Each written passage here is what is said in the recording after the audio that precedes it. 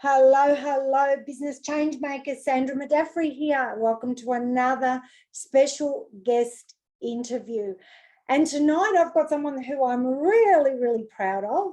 Someone who I met, I think, approximately about maybe 18 months or so ago. And I have to say, she has come in absolutely amazing leaps and bounds since I met her. She can proudly will tell you that she is a master practitioner of NLP, as well as a hypnotherapist, and now a new Reiki practitioner as well. And the person I'm talking about is Emma Hare from up in another northern Queenslander.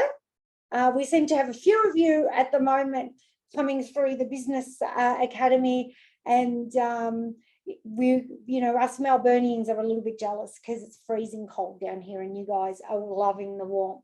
So let's welcome Emma so that she can tell us a little bit about herself. Emma, how are you tonight? Hi everyone, I'm good. Tis a bit hot up here. I think I'd much rather the cold at the moment. There's some storms probably going to happen soon. But I'm doing pretty good. Excited to be here. Thank you. So tell us a little bit about your journey and what brought you to basically where you are today and the work that you're doing these days. Okay.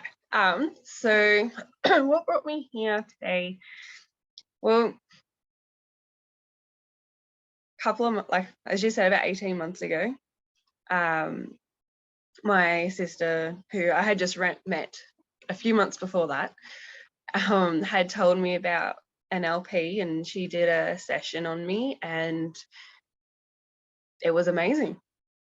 I had let go of sadness. No, I had let go of some anger. And after that, there was a bit of crying. So then she went and did a bit more. And yeah, it was amazing, really. Just to be able to let it go. And then, so I got in contact with you and we started off with the hypnosis.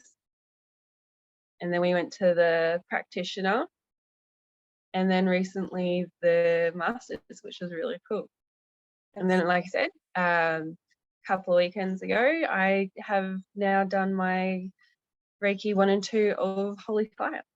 Yeah, absolutely. Well done for you, and well done for stepping up so quickly. There's so many people that I know that absolutely love, I mean, we're going to talk about NLP, but it could be something else as well, and they know how well it works, but they don't step up, and you absolutely did and jumped in head first, didn't know what you were getting yourself into. No, I didn't. Absolutely, and are now well on your way to not only helping yourself, but helping others as well. So you have a passion of the sort of people that you want to help. We've spoken about this quite a bit. So would you like to just let everyone know who that ideal person is that you like to help, and possibly tell us a little bit why you're so passionate about that? Okay. Well, the ideal person I would like to help, and I connect a lot with it because I've gone through it.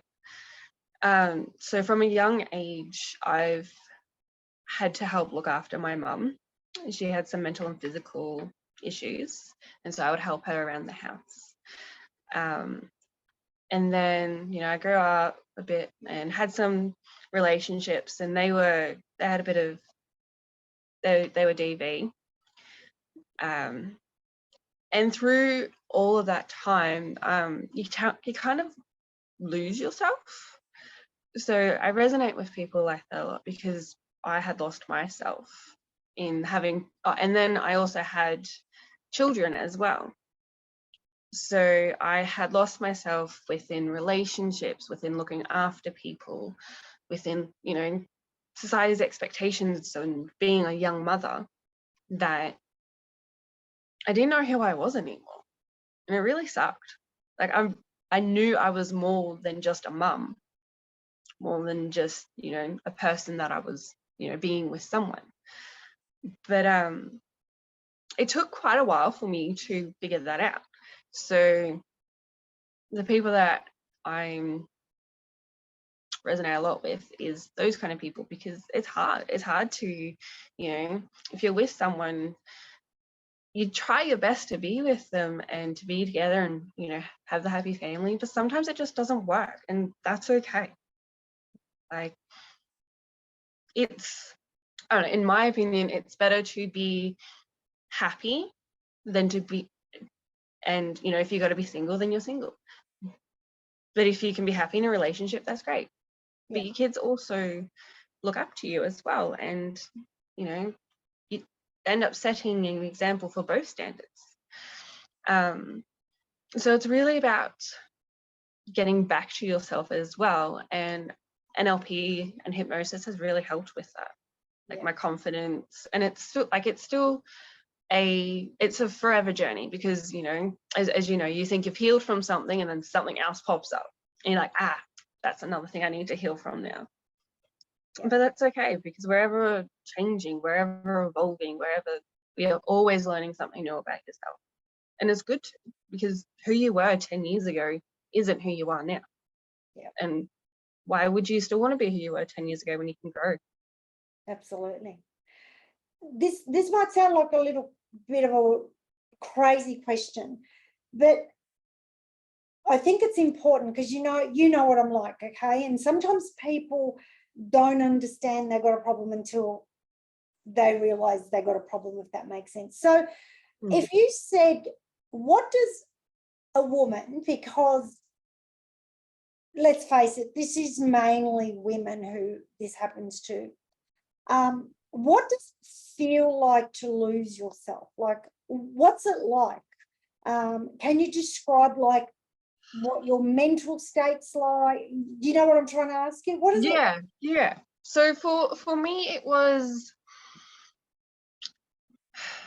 and like I said, it led from a lot of having to look after people, putting other people before yourself, not having your own boundaries. And then the relationships I had, like, I couldn't make my own choices without something coming of it, or without making me feel like I was dumb or stupid for thinking that, or I should have thought of this and I should have thought of that.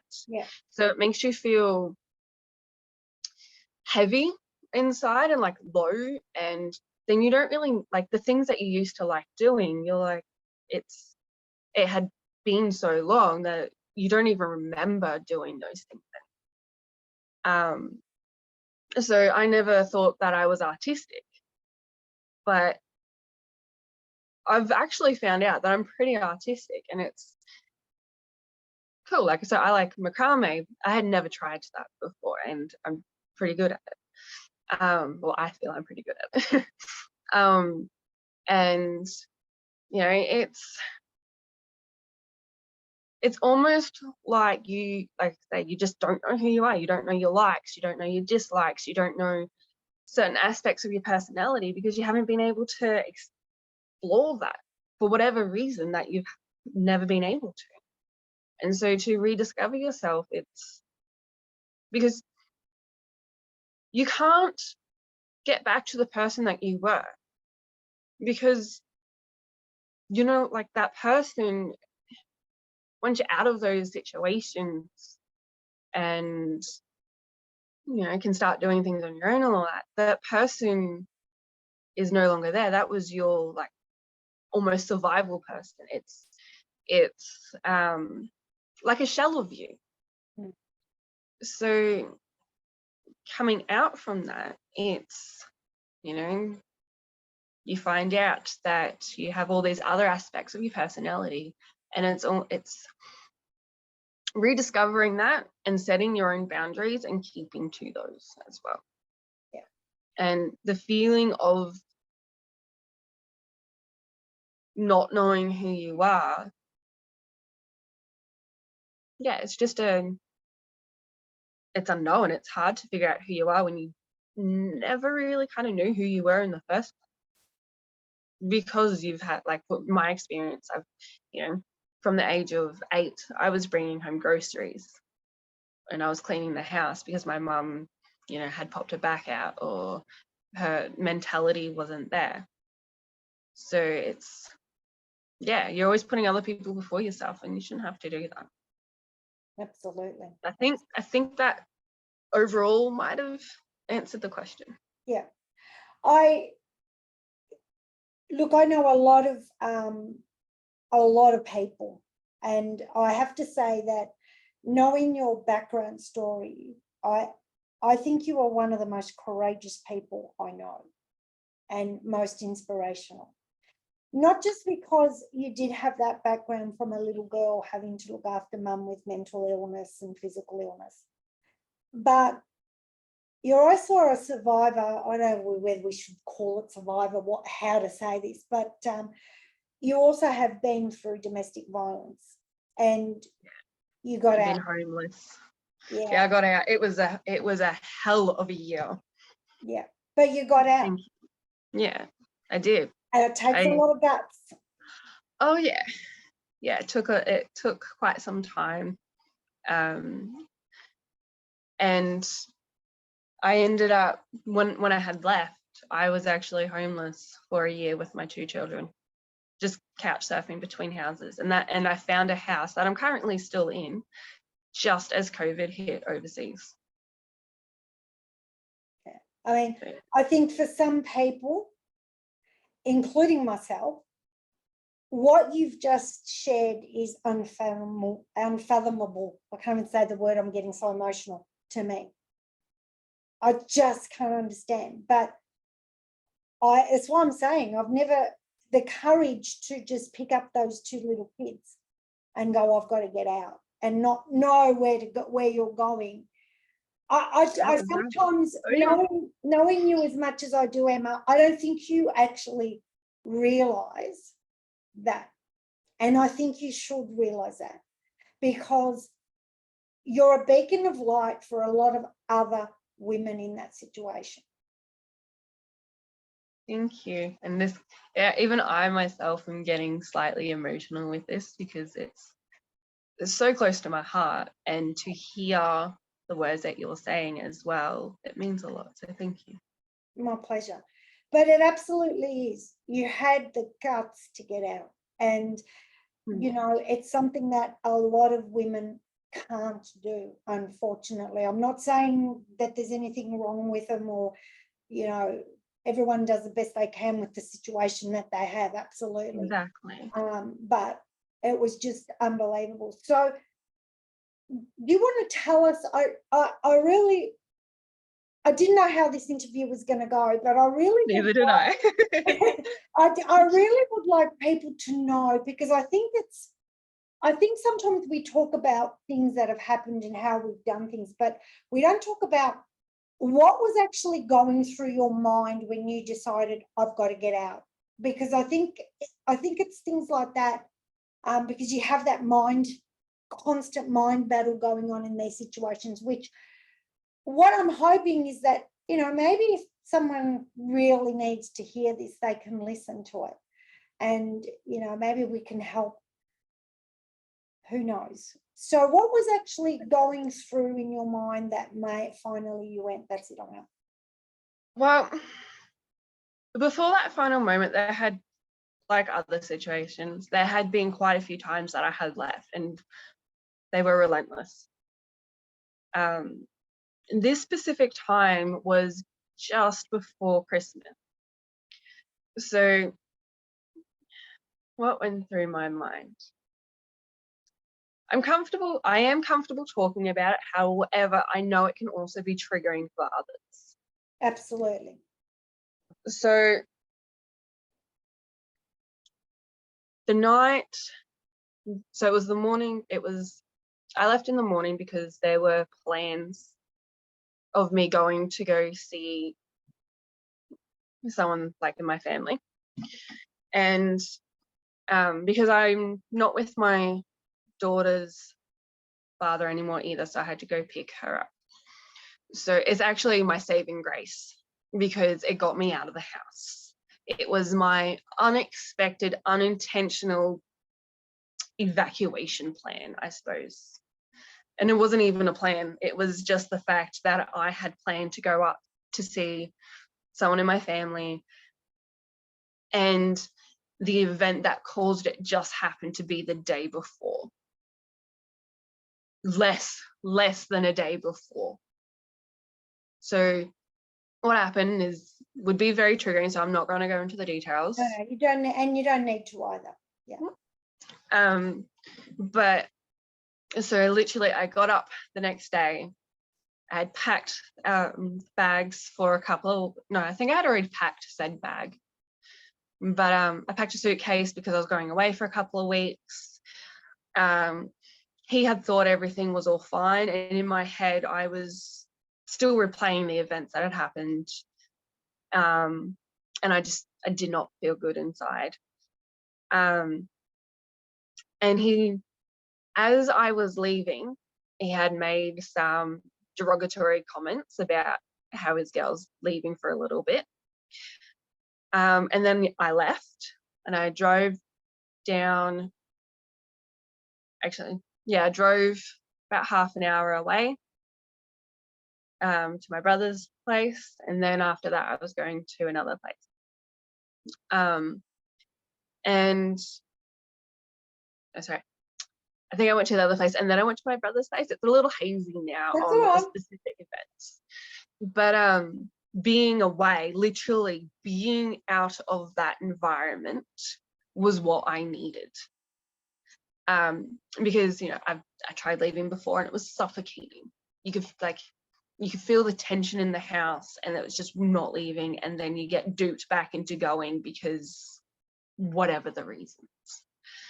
And that was the absolute final straw. But then I suppose the nail that also hit that last straw on the head, the day that I was leaving where I was staying, he had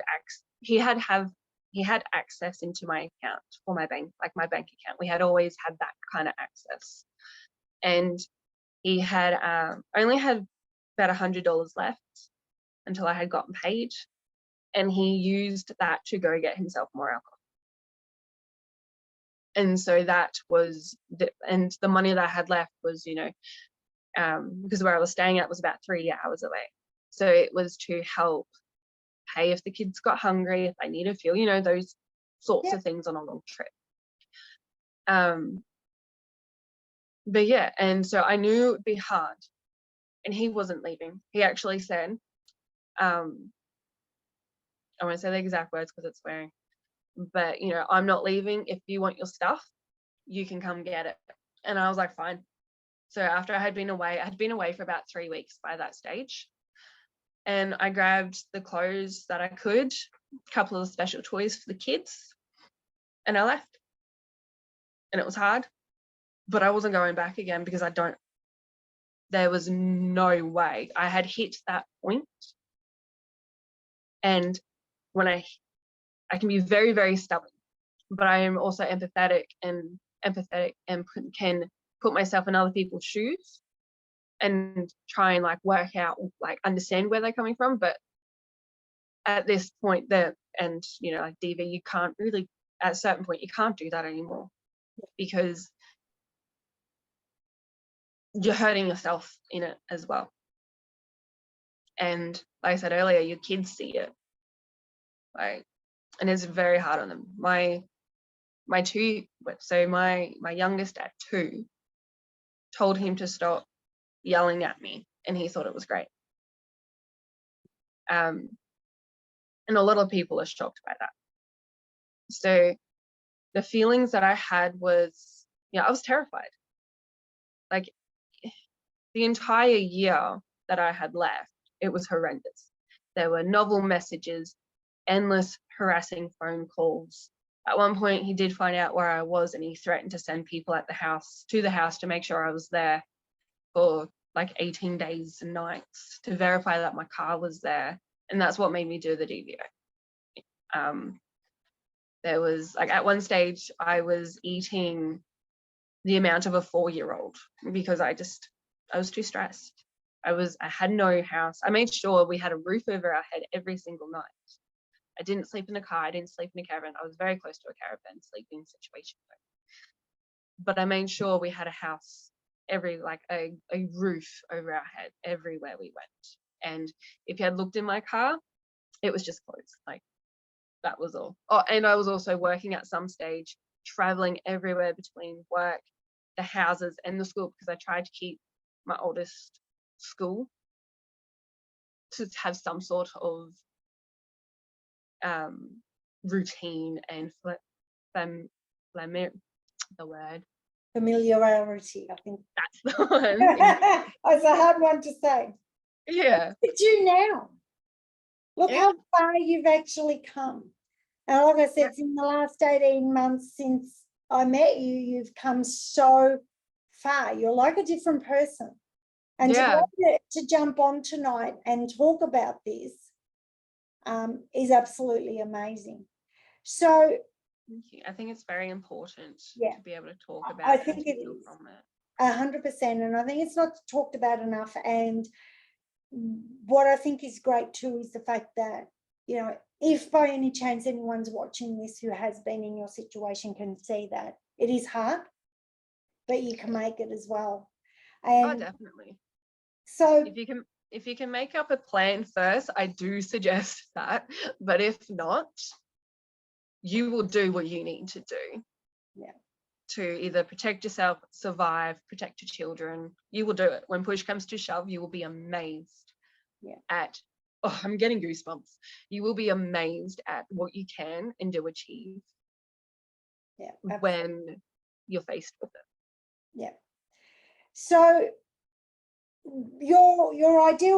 these ideal women that you like to work with who, you know, basically they've lost who they are because, you know, everyone else, they do everything for everyone else, get told by everyone else what they're meant to be doing.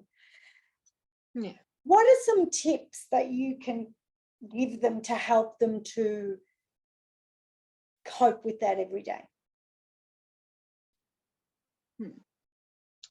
My tips, and they would be, even if it's a 5-minute time for yourself at any time, be it first thing in the morning, last thing at night.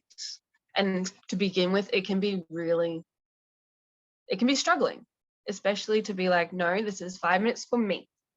Please don't. And it, like, if you're a mum as well, you know, those 5 minutes are very hard to get sometimes. But it's very important because it shows your children about boundaries, and it also shows them how to do boundaries.